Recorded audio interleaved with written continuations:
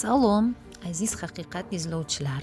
Agar siz bu yerda birinchi marta bo'lsangiz va atrofingizda sodir bo'layotgan narsalar haqida, shuningdek kimga to'liq ishonishingiz mumkinligi haqida haqiqatni izlayotgan bo'lsangiz, unda ushbu video tavsiyaga to'g'ri bosdingiz. Bizning kontentni to'g'ri tushunish va hayotingizda qo'llay olishingiz uchun ko'rish qoidalariga amal qilishingiz maqsadga muvofiq bo'ladi. Sizning komillik sari intilishingizni qadrlagan holda ketma-ket barcha oldingi darslarni ko'rib, keyingina 4-darsni ko'rishni tavsiya qilamiz. Biz esa yo'limizni davom etamiz. Aziz haqiqat izlovchilar, oldingi darslarimizda biz 3 ta haqiqatni bilib oldik. Birinchi, biz yashayotgan dunyo faqat 2 ta qismdan iborat va dunyoning barcha xilma-xilligi shu 2 ta qism ichida joylashgan. Ikkinchidan, biz bu dunyoni yoqadi-yoqmaydi nuqtai nazaridan idrok etamiz va ruhiy moddiy qismlarda faoliyat yuritamiz. Uchinchisi, inson o'z ixtiyoriga egaligini va o'z faoliyati bilan dunyoning qaysi qismini kuchaytirishini o'zi tanlashini ham bilib oldik. Endi 4-haqiqatni bilish vaqti keldi. Bugun aziz haqiqat izlovchilar, biz mutlaq haqiqat qayerda joylashgan, uni qayerda izlash kerak degan savolga javob beramiz. Savolga darhol va aniq javob beraman, chunki keyinroq tushunasiz. Shunchaki qabul qiling, shunchaki ishoning, sizning ongingiz buni tushunishga tayyor emas kabi noaniq javoblar o'zimga ham yoqmaydi. Chunki bunday javoblar insonni jaholatga va avomlikka olib keladi. Eng muhimi, aziz haqiqat izlovchilar, shuni bilingki, agar siz haqiqatni idrok qila olmaganingizda uni izlamagan bo'lardingiz. Atrofingizda hech kim mutlaq haqiqatni izlamaydi. E'tibor berdingizmi? Chunki har bir kishining o'zini haqiqati bor degan ibora ular uchun qulay. Siz ham ko'p marta shuni eshitgan va ehtimol o'zingiz ham bunga ishona boshlagandirsiz. Ko'pchilik uchun haqiqat ularga yoqadigan narsa. Ularga yoqmaydigan yoki vijdonini uyg'otadigan narsalar esa haqiqat emas. Lekin siz bundaylar qatoriga kirmaysiz.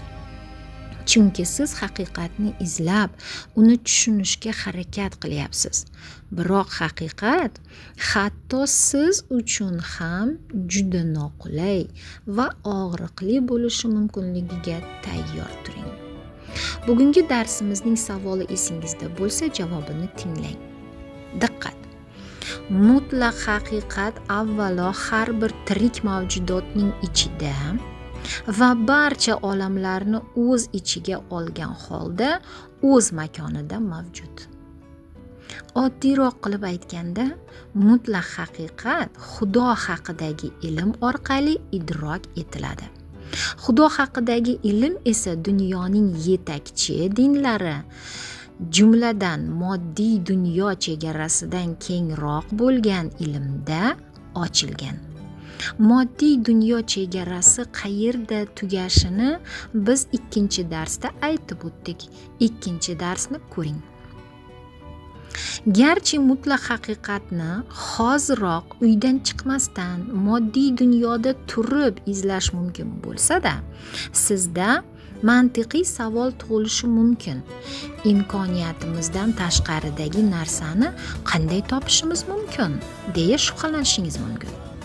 Bu savolga javob shunchalik oddiyki, yana bir bor barcha genial narsalar oddiydir degan ko'p eshitiladigan haqiqatni eslatmasam bo'lmaydi.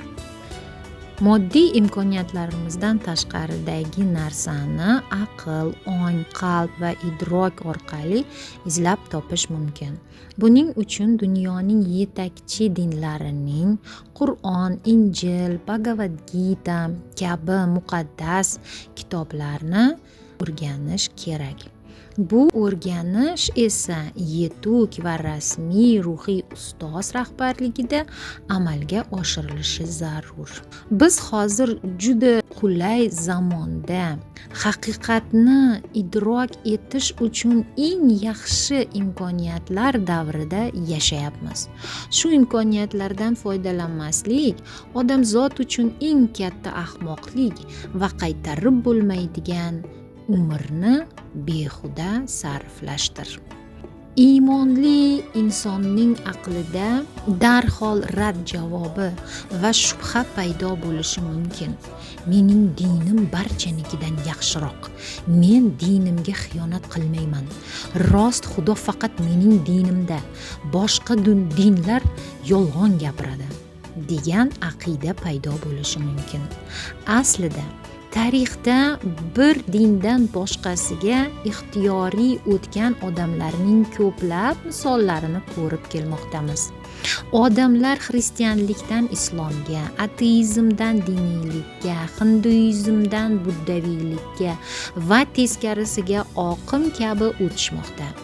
Aynan shu holat jamiyatlar orasidagi bag'rikenglik darajasini yanada oshirishga xizmat qilmoqda. Ko'plab jamiyatlarning yetuk insonlari xalqaro miqyosda boshqa dinlarni va mafkuralarni, umumiy e'tiqodlarni targ'ib etish orqali haqiqatni idrok etmoqdalar. Zamonaviy jahon hamjamiyati darajasidagi taniqli olimlar va mutafakkirlar haqiqatni barcha muqaddas kitoblardagi bir xillik va o'xshashlikni topish orqali insoniyat taraqqiyoti uchun hamkorlikda xizmat qilishni o'rgandilar. Bu mutlaq haqiqatni izlashning eng yaxshi usulidir. Odamlarni ajratuvchi emas, birlashtiruvchi, vayron qiluvchi emas, balki barpo etuvchi bag'rikenglik siyosatiga tayanib yashash. Keling hozir dunyo dinlarining barchasi uchun umumiy deb tan olingan faktlarni sanab o'taylik. Barcha muqaddas yozuvlarda nima umumiy? Birinchidan, Xudo bitta, u yagona. Ikkinchidan, inson jamiyatida payg'ambarlar va avliyolar mavqeidan yuqori darajadagi mavqe yo'q. Har qanday inson jamiyatning eng yuqori maqomiga ega shaxslari, bular payg'ambar va avliyolar. Ulardan yuqori faqat Xudo. Demak, barkamol avlod o'stirish uchun ularga ergashish kerak. Barcha payg'ambarlar, avliyolar va dinlar Xudo haqidagi ilmni targ'ib qiladi. Demak, Xudo mavjud va faqat u hammadan ustun. Barcha avliyolar hashamatdan yiroqda, kamtarona va tarki dunyolikda hayot suradi. Ular boshqa jonlarni g'aflat va jaholat qaridan qutqarish uchun o'zlarini qurbon qilishdan ham, qiyinchiliklarga to'la hayot kechirishdan ham qochmaydi.